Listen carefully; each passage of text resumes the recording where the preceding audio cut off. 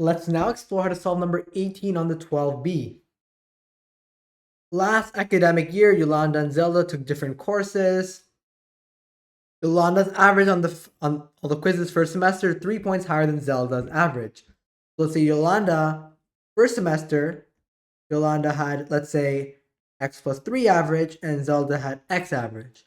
Yolanda averaged on all the quizzes for the second semester 18 points higher than first semester, so x plus 21, let's say, and x plus 18 because 3 points higher than Zelda's average.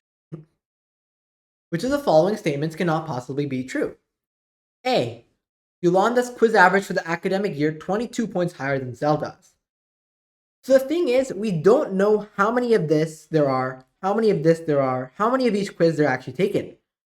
So it's not necessarily true that their average across the 2 semesters is just the average of these 2 quantities. Because there could be like way more tests in this second semester than the first semester.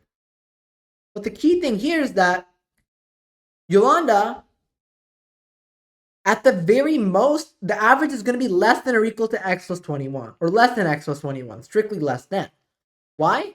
Because every exam, we treat this as 2 things. We can put every exam into x plus 3 or x plus 21.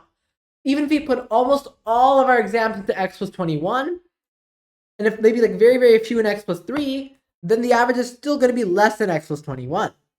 Now, similarly, Zelda, every test is either x or x plus 18.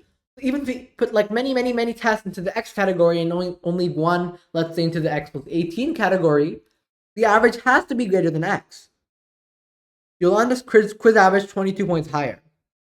Can x something less than x plus 21 be 22 points higher than something bigger than x? No. So A is our answer. But just to see why these 4 are all true, let's quickly go through them. Zelda's quiz average higher than Yolanda's. Now this is possible because what if there's like many quizzes? Let's say there's like 1,000 quizzes here and then 1 quiz here. Versus Yolanda has, let's say, 1,000 quizzes here and then 1 quiz here. Zelda's average will be close to x plus 18. Yolanda's close to x plus 3. Yolanda's, yes, it can even be higher like we mentioned earlier. Same logic. We could have a lot of quizzes here and that can make it higher. It could be equal as well. Zelda's, sorry. The B was Zelda's being higher than Yolanda's, which is clearly possible, right? We just have, let's say, an equal number of, let's just say we have 1 test first semester, and then for Yolanda and 1 test first and second semester for Zelda, right? Their average is going to be x plus 2, x plus 20, x plus 12, and x plus 9. So yeah, it's definitely possible for Zelda's to be higher than Yolanda's, but it's also possible for Yolanda's to be higher than Zelda's. It's also possible for them to be equal.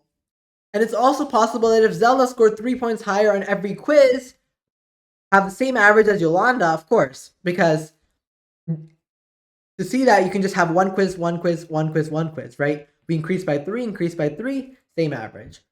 So B, C, and D and D are all possible. In fact, this is something known as Simpson's paradox, where even though, let's say, it's bigger every time, it's still possible that the average of all of these is bigger because of the different numbers of number in each category. Hope you enjoyed this video.